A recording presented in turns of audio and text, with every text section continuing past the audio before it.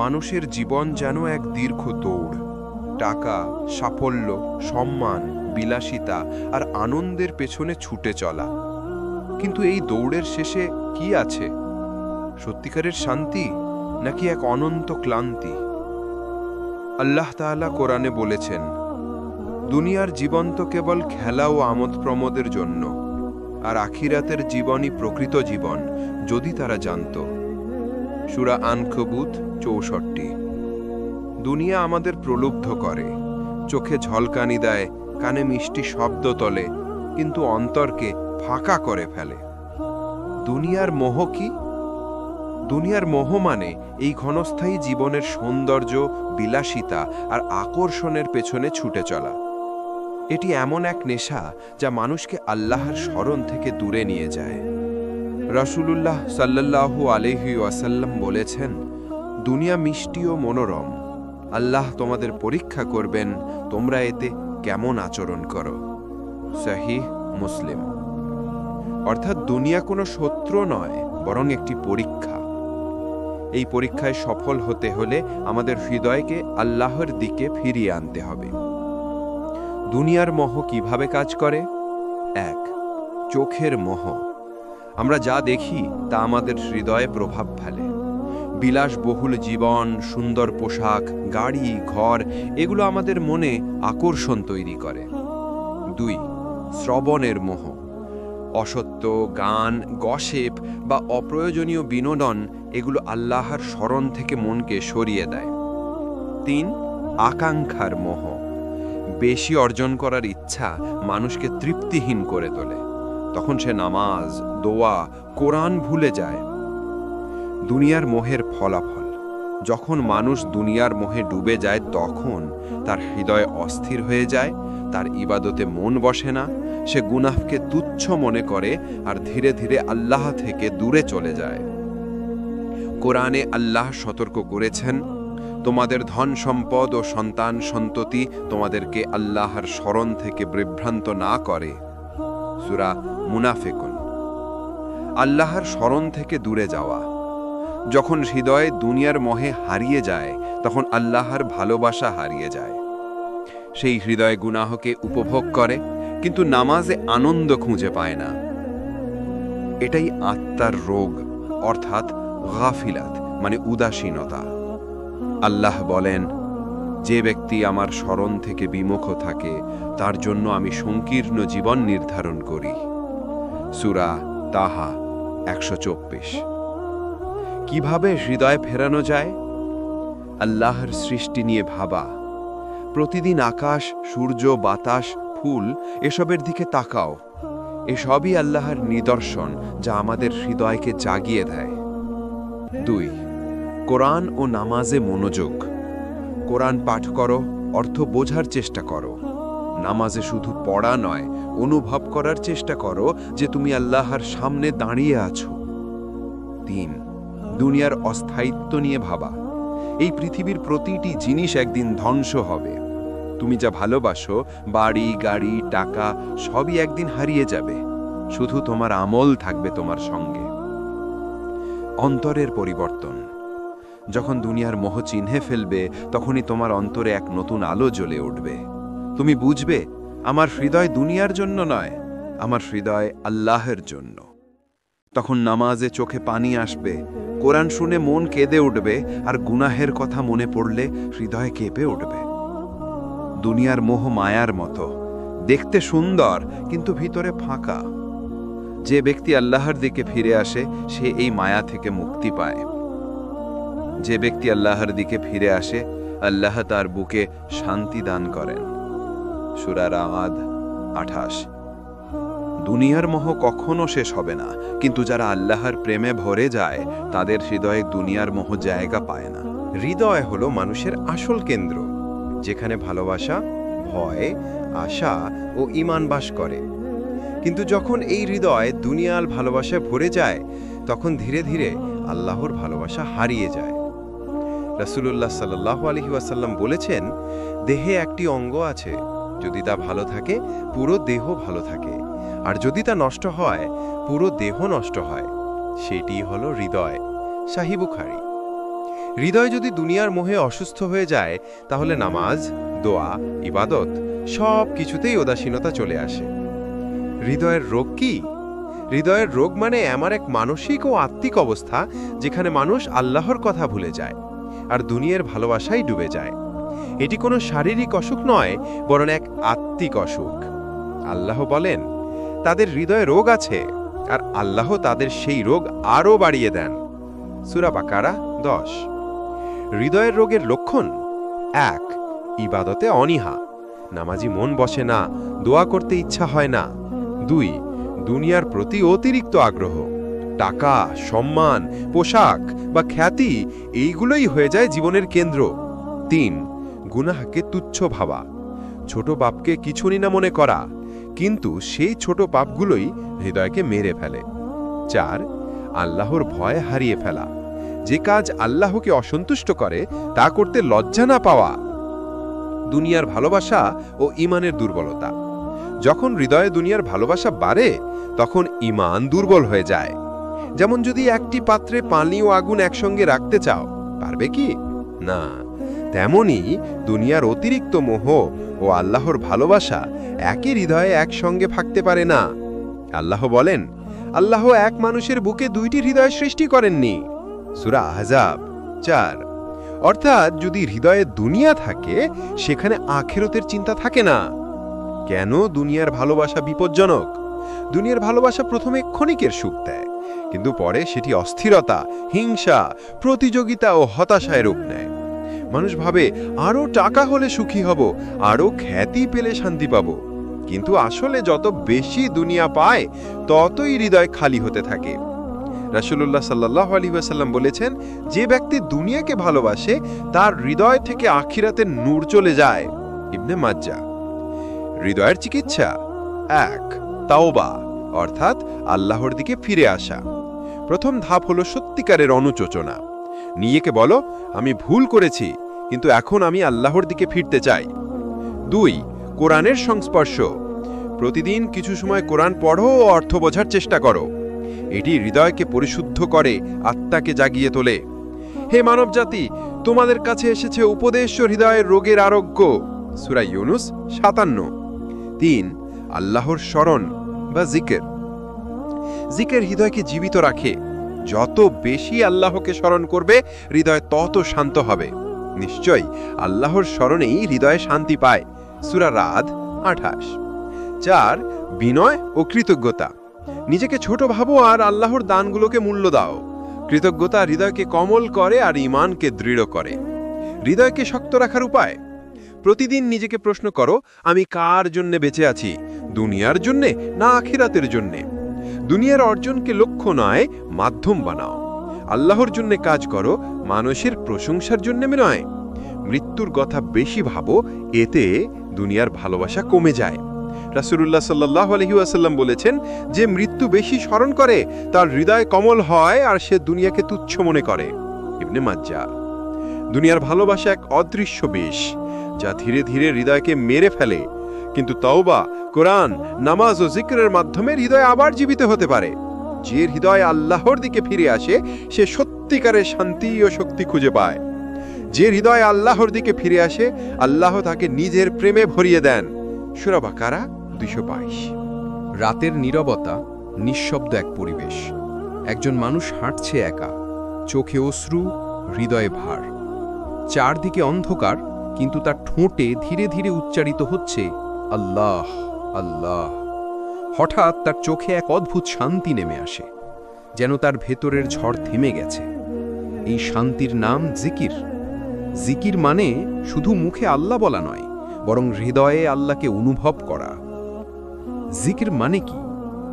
আরবি শব্দ জিকর এর অর্থ স্মরণ করা, মনে রাখা। অর্থাৎ জিকির হলো আল্লাহকে মনে রাখা, তার উপস্থিতি অনুভব করা।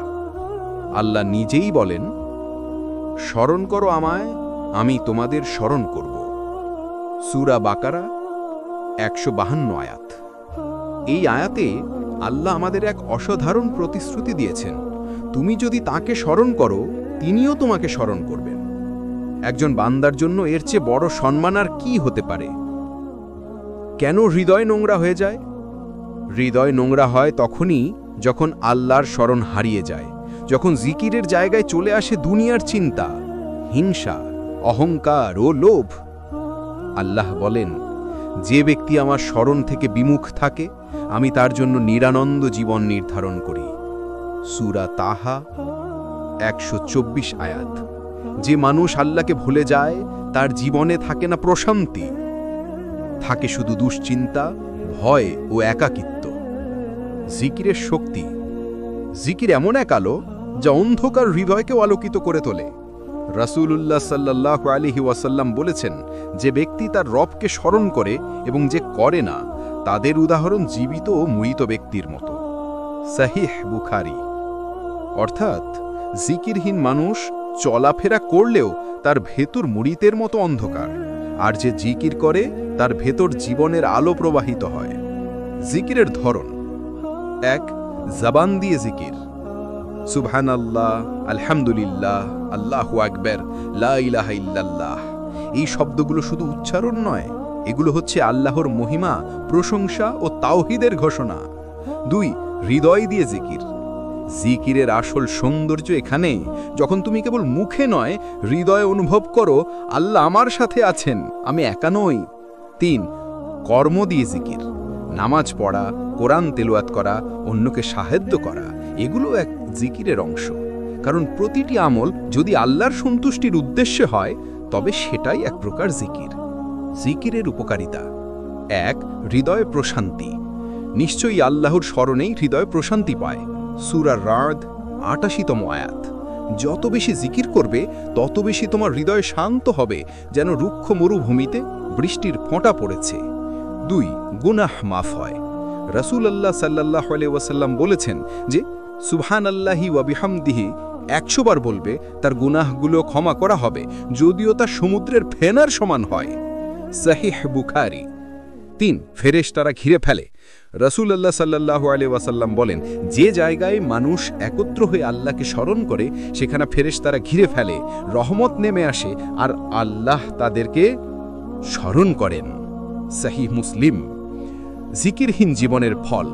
যখন মানুষ জিকির ছেড়ে দেয় তখন তার হৃদয় পাথরের মতো শক্ত হয়ে যায়, সে আর আল্লাহর দয়া অনুভব করতে পারে না। আল্লাহ বলেন, তাদের হৃদয় শক্ত হয়ে গেছে কারণ তারা আল্লাহকে কম স্মরণ করে। সূরা মাইদা। এই কারণে আমরা দেখি যে মানুষ দুনিয়ার সবচেয়ে ধনী, বিখ্যাত বা সফল, তার হৃদয়ে তবু অশান্তি থাকে, কারণ তার ভেতর জিকিরের আলো নেই। জিকিরের বাস্তব অনুশীলন। 1. প্রতিদিন সকালে ও রাতে মর্নিং বা ইভিনিং আজকার পড়া। 2. নামাজের পর 33 বার করে সুবহানাল্লাহি ওয়া আলহামদুলিল্লাহি ওয়া আল্লাহু আকবার বলা। 3. কোনো কষ্টের সময় হাসবি আল্লাহু লা ইলাহা ইল্লাহু বলা। 4. ফাঁকা সময় হৃদয়ে বলা, আল্লাহ তুমি আমার রব। যত বেশি জিকির করো তত বেশি হৃদয় পরিষ্কার হবে। যেমন কুয়াশায় ঢাকা কাঁচ ধীরে ধীরে পরিষ্কার হয়, তেমনি পাপ ও চিন্তার ধুলো মুছে যায় আল্লাহর স্মরণে। একটি অনুপ্রেরণামূলক গল্প। এক সাহাবী রাদিয়াল্লাহু আনহু একবার রাসূলুল্লাহ সাল্লাল্লাহু আলাইহি ওয়াসাল্লামকে বললেন, ইয়া রাসূলুল্লাহ, ইসলামিক বিধানগুলো অনেক, বলুন এমন একটা আমল যা করলে আমি আল্লাহর কাছে ঘনিষ্ঠ হতে পারি। রাসূলুল্লাহ সাল্লাল্লাহু আলাইহি ওয়াসাল্লাম বললেন, তোমার জিহ্বা যেন সর্বদা আল্লাহর জিকিরে সজীব থাকে। তিরমিজি। অর্থাৎ জিকির এমন এক আমল যা সহজ কিন্তু ফলাফল সীমাহীন। জিকির মানে শুধু শব্দ নয়, এটা আত্মার খাদ্য, হৃদয়ের ওষুধ, জীবনের আলো। যে মানুষ জিকিরে অভ্যস্ত হয় তার মুখে সবসময় নূর থাকে, তার চিন্তা হয় পবিত্র, তার জীবন হয় শান্তিতে ভরা। আল্লাহর স্মরণেই সর্বশ্রেষ্ঠ। যখন তুমি আল্লাহর দিকে ফিরতে চাও, যখন তুমি নামাজে মনোযোগ দিতে চাও, যখন তুমি তওবা করে নতুন জীবন শুরু করতে চাও, তখনই কেউ আসে অদৃশ্যভাবে তোমার কানে ফিসফিস করে বলে, এখন না, একটু পরে করো, তুমি তো এত পাপী, তোমার তওবা কিভাবে গ্রহণ হবে? এই দুনিয়ায় আনন্দ করা হারাম নাকি? এই কণ্ঠটা কার? সে হলো শয়তান, তোমার সবচেয়ে পুরনো শত্রু। শয়তান কে? শয়তান হচ্ছে ইবলিস, যে একসময় আল্লাহর ইবাদত করত কিন্তু অহংকার করে আদম আলাইহিসসালামকে সিজদা করতে অস্বীকার করেছিল। আল্লাহ বললেন, আমি তাকে আদেশ করেছিলাম সিজদা করতে, কিন্তু সে অহংকার করল এবং কাফেরদের অন্তর্ভুক্ত হল। সূরা বাকারার 34। তখন ইবলিস বলেছিল, আমাকে কিয়ামত পর্যন্ত সময় দিন, আমি তাদের অর্থাৎ মানুষদের বিপথে ফেলব। সূরা আরাফের 14 থেকে 16তে রয়েছে এই আয়াতটি। আল্লাহ তাকে সময় দিলেন, কিন্তু সতর্ক করলেন, শয়তান তার অনুসারীদের সঙ্গে জাহান্নামে যাবে। শয়তানের প্রধান লক্ষ্য, শয়তান চায় না তুমি নামাজ পড়ো, চায় না তুমি কুরআন পড়ো, চায় না তুমি জান্নাতের কথা ভাবো। তার একটাই লক্ষ্য, তোমার ও আল্লাহর মধ্যে দেয়াল তৈরি করা। সে জানে যে মানুষ আল্লাহকে ভালোবাসে তাকে সে কখনো হারাতে পারবে না, তাই সে সবকিছু করে যাতে তুমি আল্লাহকে ভুলে যাও। শয়তানের ফাঁদসমূহ: 1. অলসতা ও বিলম্ব। শয়তান বলে, আজ নয়, কাল থেকে নামাজ শুরু করব, বা আরেকটু সফল হলে ইসলামী জীবন শুরু করব। এই কাল কখনো আসে না। এভাবেই মানুষ বছর বছর দেরি করতে করতে মৃত্যুর দোরগড়ায় পৌঁছে যায়। শয়তান তাদের কর্মকে তাদের কাছে সুন্দর করে দেখায়। সূরা আনফালের 48। 2. গুনাহকে ছোট মনে করা। শয়তান জানে একসাথে বড় পাপে ফেললে তুমি ভয় পাবে, তওবা করবে, তাই সে ছোট ছোট পাপ দিয়ে শুরু করে। একটু মিথ্যে, একটু গীবাত, একটু হারাম দেখা, এই একটু একটু করেই হৃদয় কালো হয়ে যায়। রাসূলুল্লাহ সাল্লাল্লাহু আলাইহি ওয়াসাল্লাম বলেছেন, যখন কেউ পাপ করে তার হৃদয়ে একটি কালো দাগ পড়ে। যদি সে তওবা করে দাগ মুছে যায়, কিন্তু যদি সে পুনরাবৃত্তি করে পুরো হৃদয়ে ঢেকে যায়। তিরমিজিতে বলা হয়েছে। 3. দুনিয়ার প্রতি অতিরিক্ত আকর্ষণ। শয়তান আমাদের মনে করিয়ে দেয় এই জীবনের আনন্দই আসল জীবন। ফলে মানুষ সারাদিন টাকা, সফলতা, ফলোয়ার, বিলাসিতার পিছনে ছুটে, কিন্তু নামাজের সময় পেলে ভাবে, এখন না, একটু পর করব। এটাই শয়তানের চালাকি, তোমাকে এমন ব্যস্ত করে ফেলা যাতে তুমি কখনো আল্লাহর দিকে ফিরতে না পারো। 4. হতাশা সৃষ্টি করা। শয়তান প্রায়ই বলে, তুমি তো অনেক পাপ করেছো, তোমার ক্ষমা হবে না। এভাবে সে তোমাকে আল্লাহর রহমত থেকে দূরে রাখতে চায়। কিন্তু আল্লাহ নিজেই বলেছেন, হে আমার বান্দারা, যারা নিজেদের প্রতি জুলুম করেছো, আল্লাহর রহমত থেকে নিরাশ হয়ো না। নিশ্চয় আল্লাহ সব গুনাহ মাফ করে দেন। সূরা জুমারের 53।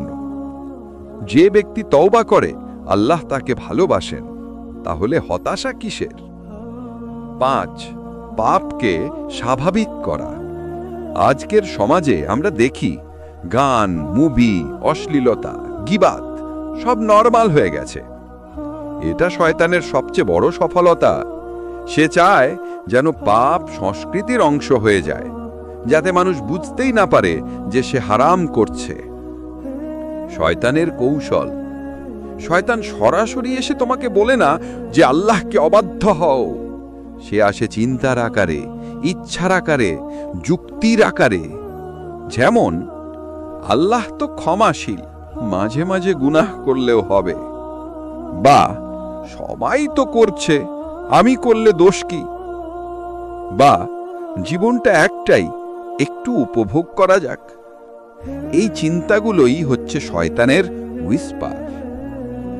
আল্লাহ বলেন, শয়তান তাদের মনে কুমন্ত্রণা দেয়, আর সে প্রতিশ্রুতি দেয় শুধু প্রতারণার। সূরা নিসার 120। শয়তান থেকে বাঁচার উপায়: 1. আল্লাহর আশ্রয় প্রার্থনা করা।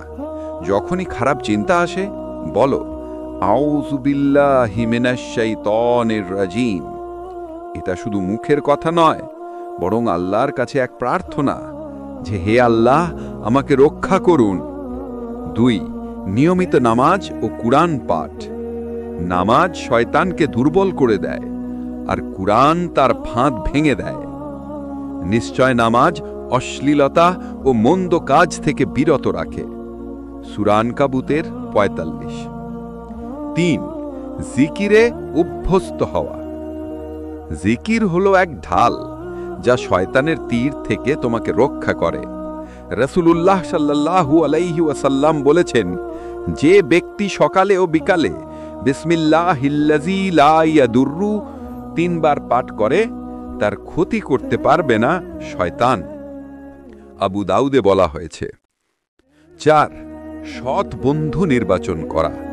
যদি তুমি আল্লাহকে স্মরণ করতে চাও, তাহলে এমন বন্ধু বেছে নাও যারা তোমাকে আল্লাহর কথা মনে করিয়ে দেয়। সৎ বন্ধুর উদাহরণ মিষ্টি সুগন্ধ বিক্রেতার মতো, আর খারাপ বন্ধু লোহার কামারের মতো। সই বুখারীতে। ৫. নিজেকে পর্যবেক্ষণ করা। প্রতিদিন রাতে নিজেকে জিজ্ঞেস করো, আজ আমি আল্লাহর দিকে এগিয়েছি না শয়তানের ফাঁদে পড়েছি। এই আত্মসমীক্ষা তোমাকে ধীরে ধীরে সচেতন করবে। শয়তান এমন শত্রু যাকে দেখা যায় না, কিন্তু তার প্রভাব চারপাশে অনুভব করা যায়। সে তোমার হৃদয়ে ঢুকে ধীরে ধীরে তোমার দিক বদলাতে চায়। কিন্তু মনে রেখো, আল্লাহর স্মরণে ভরা হৃদয় শয়তানের জন্য অপ্রবেশ্য দুর্গ। যে ব্যক্তি আল্লাহর উপর ভরসা করে, শয়তানের কোনো ক্ষমতা তার উপর নেই। সূরা নাহলের ৯৯। সময় এটা এমন এক জিনিস যা তুমি দেখতে পাও না, কিন্তু হারালে কখনো ফিরে পাবে না।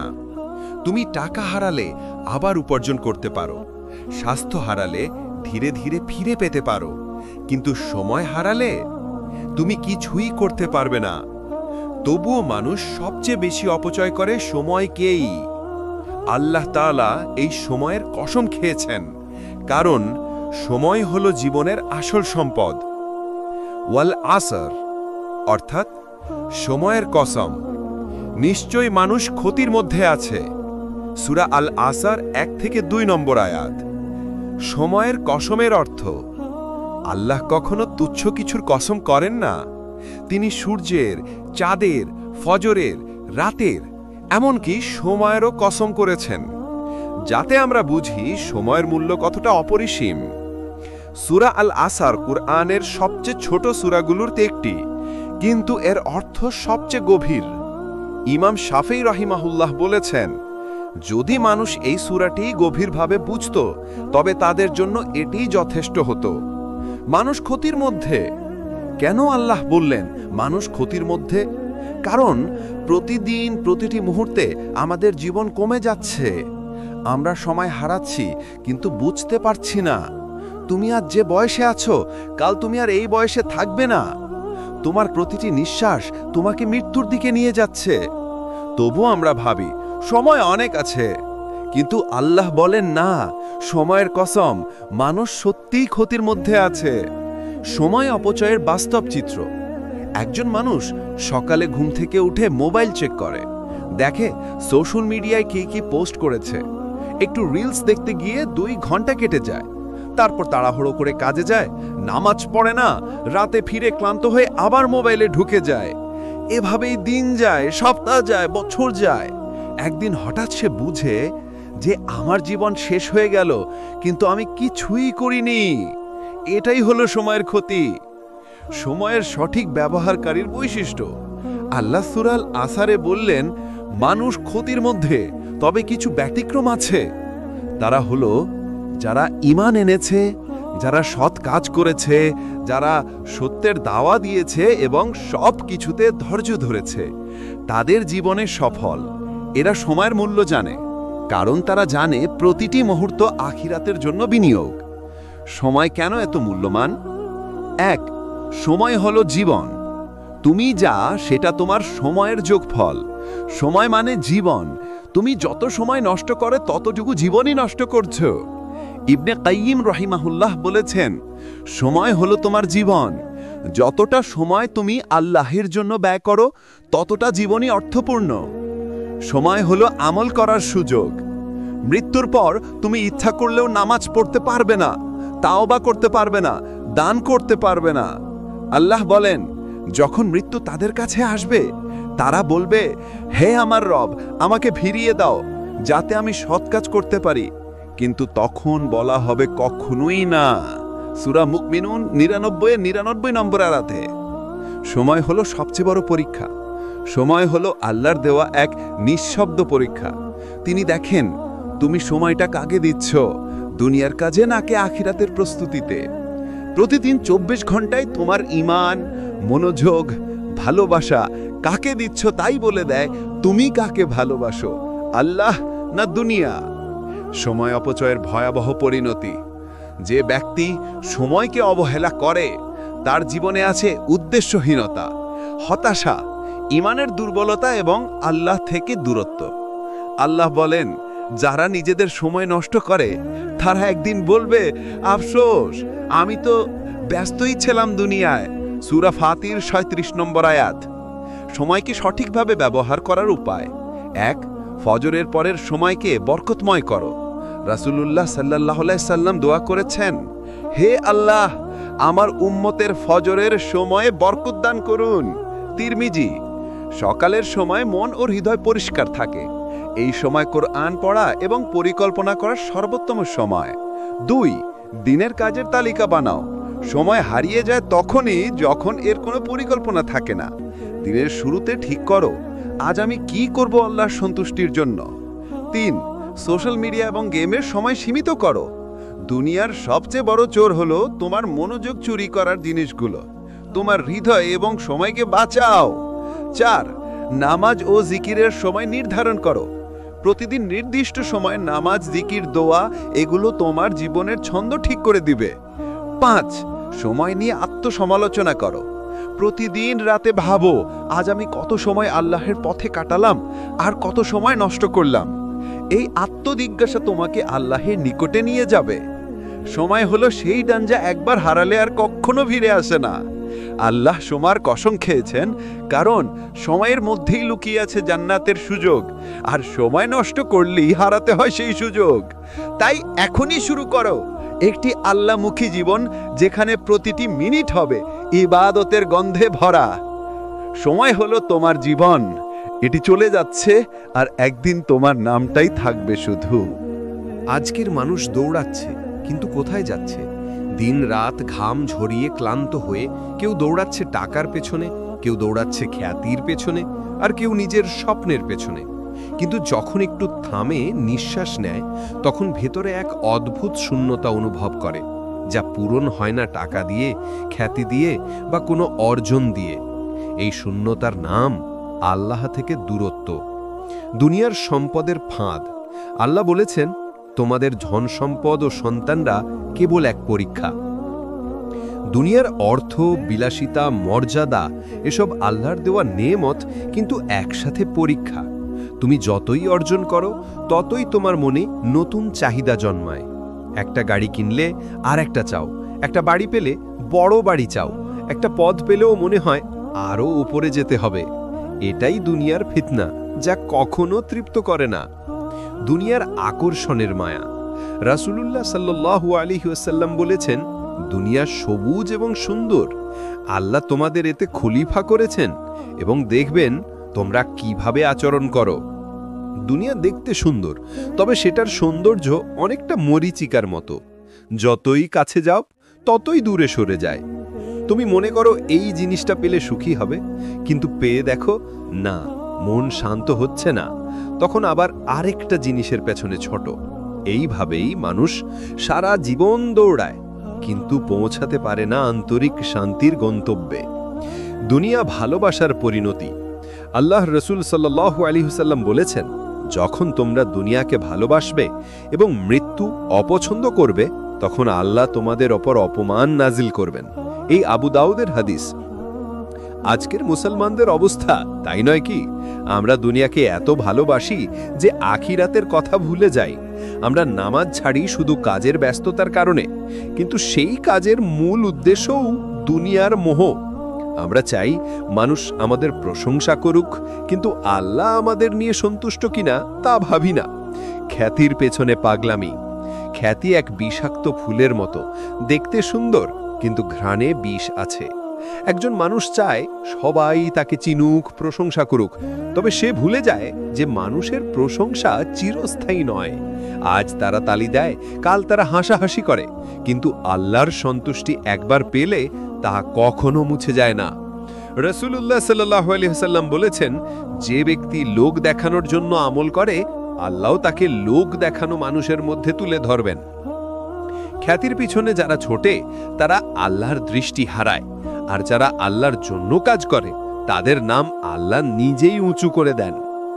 স্বপ্নের দৌড়ে হারিয়ে যাওয়া, আমি সফল হব, বড় কিছু করব, এই চিন্তা খারাপ নয়, কিন্তু সমস্যা হয় যখন সেই স্বপ্নে আল্লাহ থাকে না।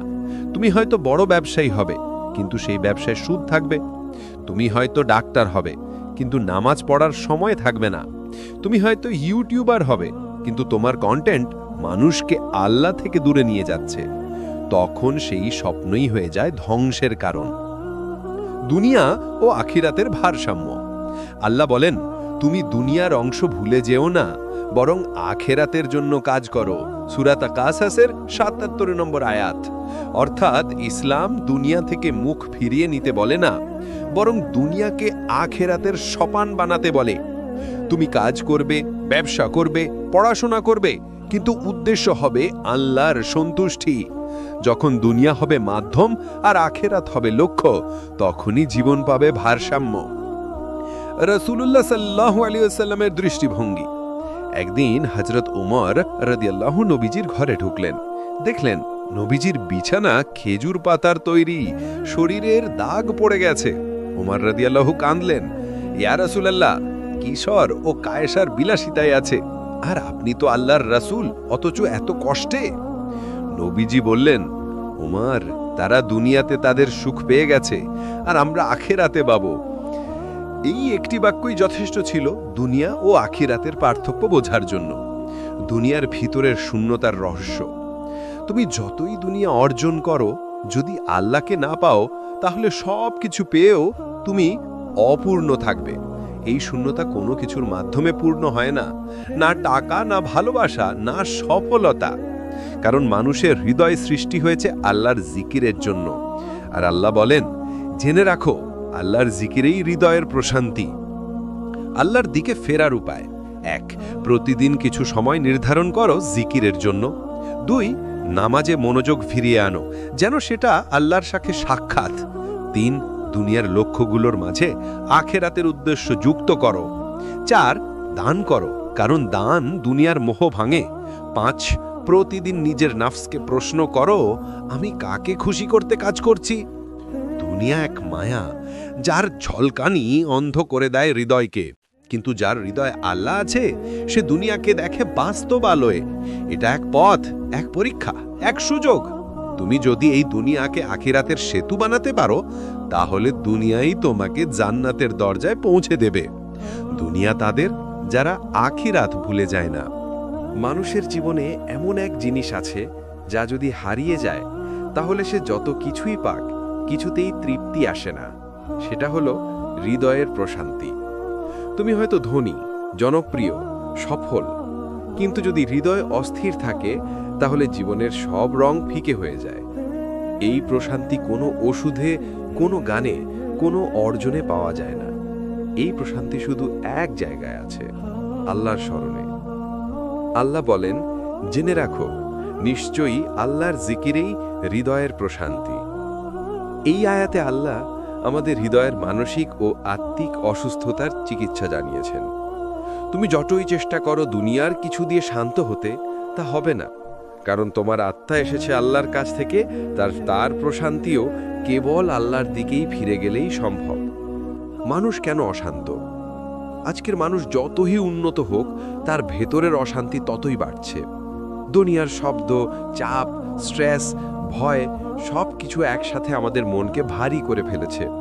আমরা বাইরে থেকে হাসি, কিন্তু ভেতরে কাঁদি, কারণ আমরা ভুল জায়গায় শান্তি খুঁজছি। কেউ শান্তি খুঁজে টাকায়, কেউ ভালোবাসায়, কেউ বিনোদনে, কেউ মদে বা নেশায়, কিন্তু কেউই পায় না। কারণ শান্তি হচ্ছে আত্মার রিজিক, আর আত্মার রিজিক হলো আল্লাহর জিকির। জিকির মানে কি? জিকির মানে শুধু মুখে সুবহানাল্লাহ, আলহামদুলিল্লাহ, আল্লাহু আকবার বলা নয়। জিকির মানে মন, হৃদয় ও আত্মাকে আল্লাহ স্মরণে ব্যস্ত রাখা। এটা হতে পারে কোরআন তেলাওয়াত করা, নামাজে মনোযোগ দেওয়া, দোয়া করা, সৃষ্টির মাঝে আল্লাহর নিদর্শন চিন্তা করা, বা শুধু নিঃশব্দে লা ইলাহা ইল্লাল্লাহ বলা। আল্লাহর স্মরণে প্রশান্তির রহস্য। জিকির মানুষকে আল্লাহর উপস্থিতি অনুভব করায়। যখন তুমি একা, দুঃখে ভরা, কেউ নেই পাশে, তখন জিকিরে মনে হয় আল্লাহ আছেন, তিনি শুনছেন, জানেন, ভালোবাসেন। জিকির শয়তানের কুমন্ত্রণা বন্ধ করে। যতক্ষণ তুমি আল্লাহকে স্মরণ করো, শয়তান তোমার মন দখল করতে পারে না। জিকির হৃদয়কে পরিশুদ্ধ করে। যেভাবে বৃষ্টির পানি ধুলো ঝাড়ে, তেমনি জিকির আত্মাকে পরিষ্কার করে দেয়। জিকিরের মাধ্যমে আল্লাহর রহমত নামে। রাসূলুল্লাহ সাল্লাল্লাহু আলাইহি ওয়াসাল্লাম বলেছেন, যে লোক আল্লাহকে স্মরণ করে আর যে করে না, তাদের উদাহরণ জীবিত অমৃতের মতো। বুখারী। কোরআনের আলোতে হৃদয়ের শান্তি। কোরআন শুধু একটি বই নয়, এটা হলো আত্মার ওষুধ। আল্লাহ বলেন, আমি কোরআনে এমন কিছু নাজিল করেছি যা মুমিনের জন্য শিফা ও রাহমাত। সূরা ইসরা। প্রতিদিন সামান্য কোরআন পড়ো, মনোযোগ দিয়ে অর্থ বোঝার চেষ্টা করো। দেখবে ভেতরের চাপ, ভয়, হতাশা ধীরে ধীরে দূর হতে শুরু করেছে। যখন হৃদয় আল্লাহর থেকে দূরে যায়, একজন মানুষ যতই পাপ করে, তার হৃদয় ততই ভারী হয়ে যায়। রাসূলুল্লাহ সাল্লাল্লাহু আলাইহি ওয়াসাল্লাম বলেছেন, যখন কেউ কোনো পাপ করে, তখন তার হৃদয় একটি কালো দাগ পড়ে। যদি সে তওবা করে, দাগ মুছে যায়। কিন্তু যদি অব্যাহত থাকে, তখন হৃদয় কালো হয়ে যায়। এই কালো হৃদয়েই অশান্তি বাসা বাঁধে। তওবা, জিকির, নামাজ, এই তিনটাই হলো সেই অন্ধকার মুছে ফেলার আলো। কেমন করে জিকিরে মনোযোগ বাড়ানো যায়? 1. অর্থ বুঝে জিকির করো। আলহামদুলিল্লাহ বললে ভাবো, আমি আল্লাহর প্রশংসা করছি, যিনি আমাকে সব দিয়েছেন। 2. নিরিবিলি জায়গায় জিকির করো। মনের সাথে সংযোগ পেতে হলে শান্ত পরিবেশে একা আল্লাহর স্মরণে ডুবে যাও। 3. প্রতিদিনের নির্দিষ্ট সময় ঠিক করো, যেমন ফজরের পর 10 মিনিট, ঘুমানোর আগে 5 মিনিট জিকিরের অভ্যাস। 4. নামাজে পরে নিয়মিত তাসবিহ বলো। রাসূল সাল্লাল্লাহু আলাইহি ওয়াসাল্লাম নিজ প্রতিদিন বলতেন 33 বার সুবহানাল্লাহ, 33 বার আলহামদুলিল্লাহ, 34 বার আল্লাহু আকবার। এটাই হৃদয়ের শক্তি বাড়ায়। জিকিরের বাস্তব প্রভাব। যখন একজন মানুষ আল্লাহর স্মরণে থাকে, তার মুখে থাকে নরম হাসি, চোখে থাকে শান্তি, আর কথায় থাকে সৌন্দর্য। সে অন্যদের প্রতি কোমল হয়, অভিযোগ কমে যায়, আর জীবনের কষ্টগুলো সহ্য করা সহজ হয়। জিকিরে এমন এক শক্তি আছে যা মনকে স্থির করে, হৃদয়কে আলোকিত করে, আর আত্মাকে মুক্ত করে দেয়। রাসূলুল্লাহ সাল্লাল্লাহু আলাইহি ওয়াসাল্লাম ও জিকিরের ভালোবাসা। আমাদের নবী ছিলেন জিকিরের মানুষ। তিনি ঘুম থেকে জেগে আল্লাহর স্মরণ করতেন, বসার সময়, হাঁটার সময়, যুদ্ধের সময়, সব সময় তার জিহ্বা আল্লাহর নামেই ভিজে থাকত। আয়েশা রাদিয়াল্লাহু আনহা বলেন, রাসূলুল্লাহ সাল্লাল্লাহু আলাইহি ওয়াসাল্লাম সর্বাবস্থায় আল্লাহকে স্মরণ করতেন। মুসলিম। আমরা যদি আমাদের দিন শুরু ও শেষ করি আল্লাহর নাম দিয়ে, আমাদের হৃদয়ও সেই শান্তির ঘ্রাণ পাবে। বাস্তব জীবনের উদাহরণ। একজন তরুণ বলেছিল, সে প্রতিদিন বিষণ্ণতা, ভয় আর হতাশায় ডুবে থাকত। একদিন একজন আলেম বললেন, প্রতিদিন সকাল ও রাতে 10 মিনিট জিকির করো। সে নিয়মিত শুরু করলো, সুবহানাল্লাহ, আলহামদুলিল্লাহ, আল্লাহু আকবার, আস্তাগফিরুল্লাহ। 2 মাস পর সে কেঁদে বলল, আমি বুঝেছি শান্তি আল্লাহ ছাড়া কোথাও নেই। হৃদয়ের প্রশান্তি কোনো পারফিউম নয় যা বাইরে থেকে ছিটিয়ে পাওয়া যায়। এটা এক আত্মিক ফুল যা ফোটে আল্লাহর ভালোবাসায় আর বেড়ে ওঠে জিকিরের আলোয়। যে আল্লাহকে স্মরণ করে, আল্লাহও তাকে স্মরণ করেন। সূরা বাকারা 152। তাই তোমার দুঃখে, ভয়েতে অস্থিরতায় আল্লাহর নাম নাও, দেখবে তোমার অন্তরে নেমে আসবে এমন এক শান্তি যা কোনো ভাষায় বোঝানো যায় না। পাপ এটা মানুষের জীবনের অবিচ্ছেদ্য অংশ। আমরা সবাই কম বেশি ভুল করি, কারণ আমরা মানুষ, ফেরেশতা নই। কিন্তু পার্থক্যটা হলো ফেরেশতা পাপ করে না, আর মুমিন পাপ করেও ফিরে আসে আল্লাহর দিকে। তাওবা মানে শুধু ক্ষমা চাওয়া না, তাওবা মানে হৃদয় ভেঙে কান্না করে আবার আল্লাহর কোলে ফিরে যাওয়া। আর আল্লাহ, তিনি এমন এক রব যিনি হাজার পাপের পরেও বলেন, হে আমার বান্দা, তুমি ফিরে আসো। আল্লাহর প্রতিশ্রুতি, আল্লাহ তাআলা বলেন, হে আমার বান্দারা, যারা নিজেদের উপর জুলুম করেছ, তোমরা আল্লাহর রহমত থেকে নিরাশ হয় না। নিশ্চয় আল্লাহ সব পাপ ক্ষমা করেন। সূরা জুমার 53। এই আয়াতকে বলা হয় কুরআনের সবচেয়ে আশার আয়াত, কারণ এখানে আল্লাহ বলেননি যে তুমি যদি কম পাপ করো তবে ক্ষমা করব, বরং বলেছেন সব পাপ যত বড়ই হোক না কেন, যদি তাওবা করো আল্লাহ ক্ষমা করবেন। তাওবার মূল অর্থ, তাওবা শব্দের অর্থ হচ্ছে ফিরে আসা, অর্থাৎ তুমি পাপের পথ ছেড়ে আবার আল্লাহর দিকে ফিরে যাচ্ছ। এটা শুধু মুখে আস্তাগফিরুল্লাহ বলা নয়, বরং মনে সত্যিকারের অনুতাপ থাকা দরকার। তাওবার 3টি মূল শর্ত আছে। 1, পাপ ছেড়ে দেওয়া। 2, আল্লাহর কাছে অনুতাপ প্রকাশ করা। 3, আবার না করার দৃঢ় সংকল্প নেওয়া। আর যদি পাপ অন্য মানুষের হক বা অধিকার সম্পর্কিত হয়, তাহলে 4র্থ শর্ত হল তার হক ফেরত দেওয়া বা ক্ষমা চাওয়া। আল্লাহর ভালোবাসার দরজা। আল্লাহ ভালোবাসেন তাওবাকারীকে। নিশ্চয় আল্লাহ ভালোবাসেন তাওবাকারীদের এবং যারা নিজেদের পরিশুদ্ধ রাখে। সূরা বাকারা 222 নম্বর আয়াত। তুমি হয়তো ভাবছ, আমি এত পাপ করেছি, আমার তাওবা কি আল্লাহ কবুল করবেন? হ্যাঁ, তুমি যতবারই ফিরে আসো, আল্লাহ ততবারই তোমাকে গ্রহণ করবেন।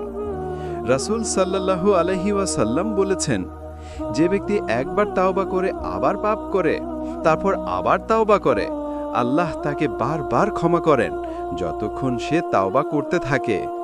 বুখারী শরীফ। শয়তানের সবচেয়ে বড় ফাঁদ, শয়তান তোমাকে বলে, তুমি তো অনেক পাপী, তোমার তাওবা কবুল হবে না। কিন্তু মনে রেখো, যখন তুমি এমন ভাবো, ঠিক তখনই তুমি শয়তানের জালে পা দিচ্ছ। আল্লাহর রহমত শয়তানের চেয়ে অনেক বড়। যত গভীর পাপী করো না কেন, তোমার রব বলছেন, আমার দরজা সব সময় খোলা। রাসূল সাল্লাল্লাহু আলাইহি ওয়াসাল্লামের উদাহরণ। রাসূল নিজে তো নিষ্পাপ, তবুও তিনি প্রতিদিন 70 বার বা 100 বার তাওবা করতেন। তিনি বলতেন, হে মানুষ, তোমরা আল্লাহর কাছে তাওবা করো এবং ক্ষমা চাও। আমি প্রতিদিন 100 বার তাওবা করি। মুসলিম। নবীজির এই আমল আমাদের শেখায়, তাওবা কেবল পাপের পর নয়, বরং আল্লাহর প্রতি বিনয় প্রকাশেরও মাধ্যম। পাপ থেকে তাওবার যাত্রা।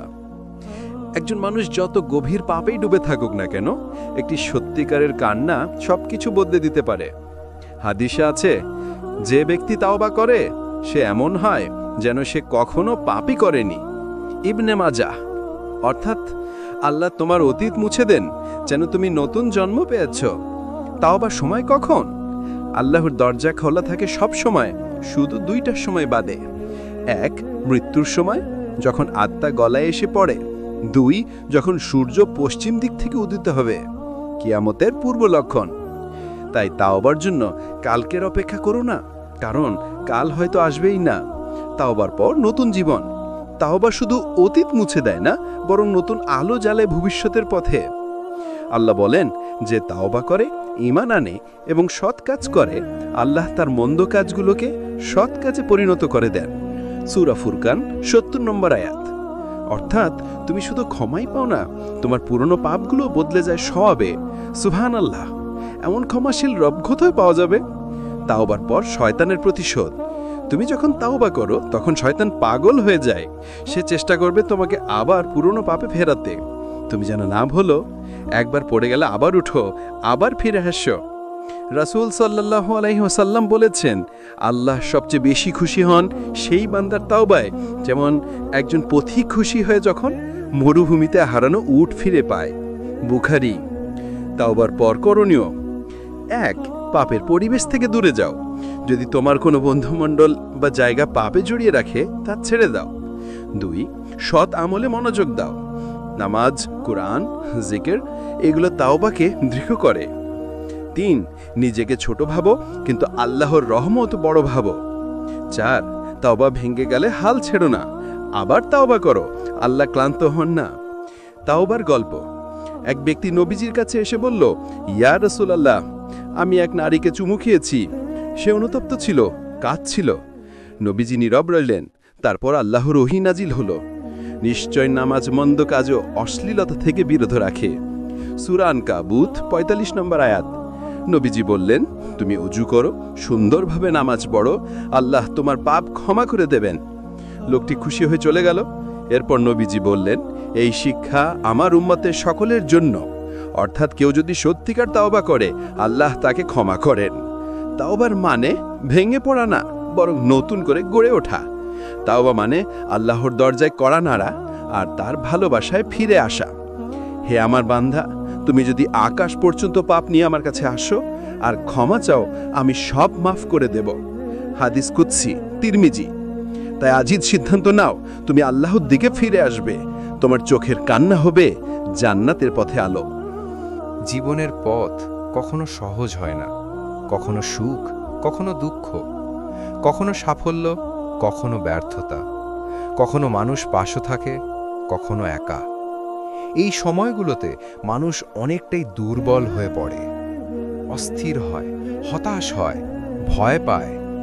কিন্তু একজন মুমিন কখনো হাল ছাড়ে না, কারণ সে জানে তার শক্তি হলো আল্লাহর উপর সম্পূর্ণ ভরসা, এবং সেই ভরসার নাম সবর ও তাওয়াক্কুল।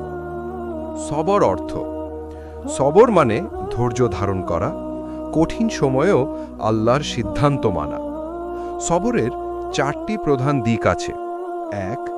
দুঃখ ও কষ্টে ধৈর্য।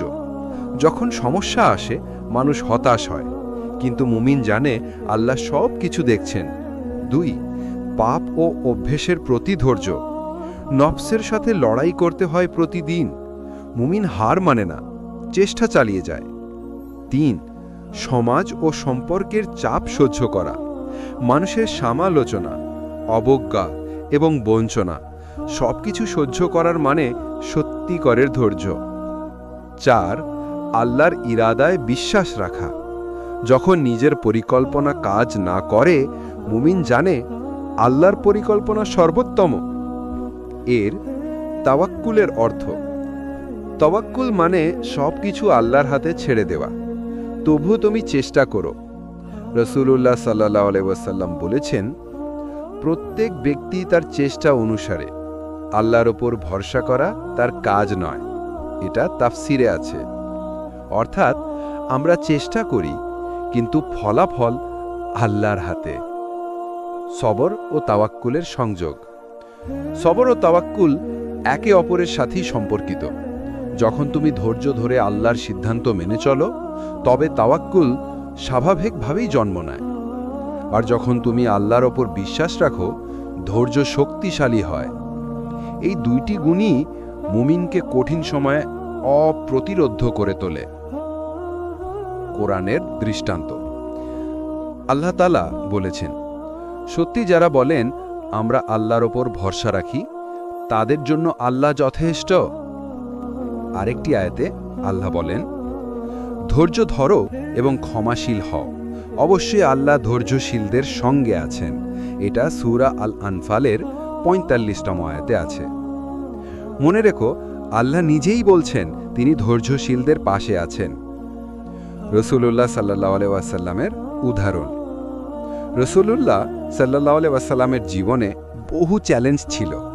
তখনকার কষ্ট, সমাজের অবজ্ঞা, পরিবারের অনাস্থা, শত্রুদের হুমকি, কঠিন সিদ্ধান্ত, হিজরত, যুদ্ধ, শান্তি চুক্তি। কিন্তু তিনি কখনো হতাশ হননি, কারণ তার হৃদয় আল্লাহর উপর সম্পূর্ণ ভরসায় স্থির ছিল। তিনি বলেছিলেন, যে ব্যক্তি আল্লাহর ওপর ভরসা রাখে, আল্লাহ তার জন্য যথেষ্ট। এটা বুখারী ও মুসলিমে আছে। কঠিন সময়ে মুমিনের শক্তি। একজন মুমিন যখন কঠিন পরিস্থিতিতে পড়ে, সে হতাশ হয় না, সে অস্থির হয় না, সে হাল ছাড়ে না, কারণ সে জানে এটি একটি পরীক্ষা, আল্লাহর জন্য ধৈর্য ধারণের সুযোগ। রাসূলুল্লাহ সাল্লাল্লাহু আলাইহি ওয়াসাল্লাম বলেছেন, কঠিন সময়ে ধৈর্যশীলদের জন্য জান্নাতের আয়োজন রয়েছে। এটা তিরমিজিতে রয়েছে। বাস্তব জীবনের উদাহরণ। একজন যুবক বেকার ছিলেন, মাসের পর মাস চেষ্টা করেও চাকরি পাননি। সে হতাশ হয়ে ভাবতে লাগল, আমি কি সফল হতে পারবো? তবে সে ধৈর্য ধরল, আল্লাহর উপর ভরসা করল। 1 মাস পর তিনি চাকরি পেলেন, কিন্তু তার ধৈর্য আর ভরসা না থাকলে হতাশ হয়ে ছেড়ে দিত। এটাই সবর ও তাওয়াক্কুলের শক্তি। ধৈর্য ও ভরসার কৌশল। 1. নিয়মিত নামাজে মনোযোগ রাখা। নামাজ আমাদের হৃদয়কে স্থির করে। 2. কঠিন সময়কে পরীক্ষা হিসেবে দেখা। প্রত্যেকটি সমস্যা আধ্যাত্মিক উন্নতির সুযোগ। 3. নেতিবাচক চিন্তা থেকে দূরে থাকা। ধৈর্যশীল মুমিন বিশ্বাস রাখে, ভয় না। 4. কোরআন ও হাদিসের আলোকে স্মরণ করা। মনে করো আল্লাহ ধৈর্যশীলদের সঙ্গে আছেন। 5. নিজেকে ধীরে ধীরে উন্নতি করার অভ্যাস করা। সবর ও তাওয়াক্কাল মানে প্রতিদিন ছোট ছোট ধাপ নিয়ে এগো। পরস্পরের স্থানগতি। তওবার সাথে সম্পর্ক। যখন তুমি পাপের পর আল্লাহর কাছে ফিরে আসো বা তওবা করো, সবর ও তাওয়াক্কুল তোমাকে শক্তিশালী করে। এটি হলো একটি চক্র। তাওবা, ধৈর্য ধরে পরীক্ষা সহ্য করা, আল্লাহর ওপর ভরসা, আরও দৃঢ় তাওবা। এই চক্র জীবনকে করে দেয় পূর্ণ, সার্থক এবং শান্তিপূর্ণ। সবর ও তাওয়াক্কুল হল মুমিনের সবচেয়ে বড় শক্তি। কঠিন সময় এটি তাকে অপ্রতিরোধ করে, পাপ ও বিপদের মাঝে আল্লাহর নিকট পৌঁছে দেয়। যে ব্যক্তি আল্লাহর ওপর সম্পূর্ণ ভরসা রাখে, সে কখনো হারায় না। এটি আমাদের শেখায়, আপনি যতই কঠিন পরিস্থিতিতে থাকুন, সবর ও আল্লাহর ওপর ভরসা আপনাকে নিরাপদ রাখে। মানুষের হৃদয় প্রায়ই অন্ধকারে ডুবে থাকে। দুনিয়ার মোহ, লোভ, ক্ষোভ, হিংসা সব মিলিয়ে আমরা নিজের অন্তরের দিকে মনোযোগী দিতে পারি না। কিন্তু আল্লাহর নূর আসে হৃদয়ে, এমন এক আলোক যা অন্ধকার দূর করে। এটি শুধু আলো নয়, এটি হৃদয় ও আত্মার জ্যোতি।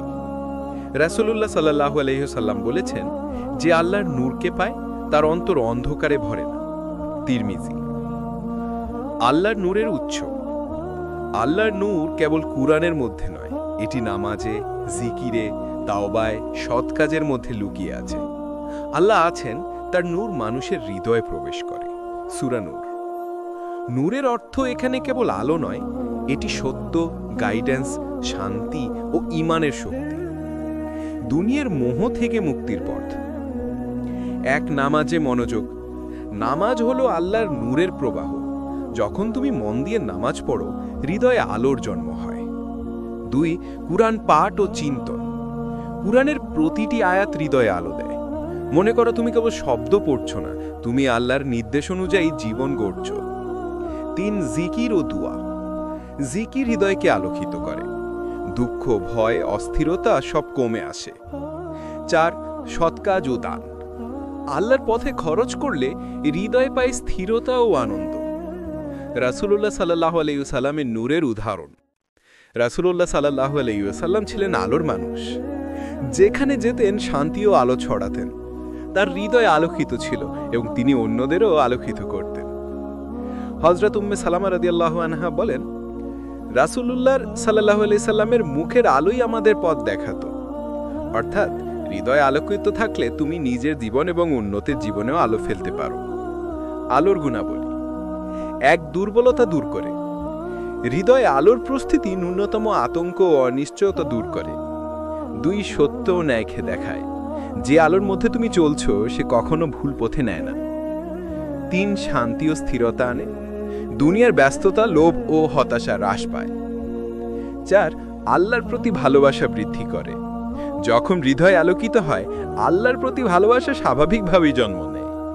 বাস্তব জীবনের গল্প। এক যুবক সবসময় হতাশ ছিল। পড়াশোনা, চাকরি, সামাজিক চাপ সবই তাকে অস্থির করে রাখত। কিন্তু সে প্রতিদিন কুরআন পড়া শুরু করলো, নামাজে মনোযোগ দিল এবং আল্লাহর পথে দান করল। মাসের মধ্যেই সে বলল, আমি আগে কখনো শান্তি পাইনি, এখন আমার অন্তর আলোকিত, দুনিয়ার মোহ আমাকে প্রভাবিত করতে পারে না। এটাই আল্লাহর নূরের ক্ষমতা। নূর পেতে করণীয়: 1 নিয়মিত নামাজ ও কুরআন পাঠ, 2 সৎ কাজ ও দান, 3 নফসকে নিয়ন্ত্রণ করা, 4 তাওবা ও জিকিরে মনোযোগ, 5 দুনিয়ার মোহকে হৃদয় থেকে দূরে রাখা। প্রতিদিন এই অভ্যাসগুলো হৃদয়কে আলোকিত করে। দুনিয়ার মোহ থেকে মুক্তির চাবিকাঠি। দুনিয়ার মোহ আমাদেরকে অন্ধকারে টানে। লোভ, প্রতিযোগিতা, অহংকার সবই আমাদের অন্তর অন্ধকারিত করে। কিন্তু আল্লাহর নূর হৃদয়কে আলোকিত করে, পাপ ও মোহকে দূরে ঠালে, ঈমান ও শান্তি নিয়ে আসে। উপসংহার: দুনিয়ার মোহ যখন হৃদয়কে দখল করতে চায়, তুমি আল্লাহর নূরের দিকে মনোযোগ দাও। যে আল্লাহর নূরকে পায় সে কখনো হারায় না, সে সত্যি জ্যোতি ও শান্তিতে ভরে যায়। হৃদয় আলোকিত হলে তুমি দুনিয়ার মোহ থেকে মুক্তি পাও, পাপ থেকে বাঁচো, নামাজ ও তওবা জীবনের অংশ হয়ে যায়, আর জীবনে প্রতিটি মুহূর্ত আল্লাহর সন্তুষ্টি নিয়ে পূর্ণ হয়। মোট পরিশেষে এই 10টি অংশের মাধ্যমে আমরা দেখলাম জীবনের উদ্দেশ্য ও আল্লাহর প্রতি ভালোবাসা, দুনিয়ার মোহ এবং তার প্রভাব, সময়ের মূল্য ও তার ব্যবহার, সম্পদ, খ্যাতি ও স্বপ্নের দৌড়, হৃদয়ে প্রশান্তি আল্লাহর স্মরণে, তাওবা ও ক্ষমা, সবর ও তাওয়াক্কুল, আল্লাহর নূর ও মুক্তি। এভাবে মুমিনের জীবন আলোকিত হয়, দুনিয়ার মোহ থেকে মুক্তি পায়, আর হৃদয় স্থির হয় আল্লাহর সন্তুষ্টিতে।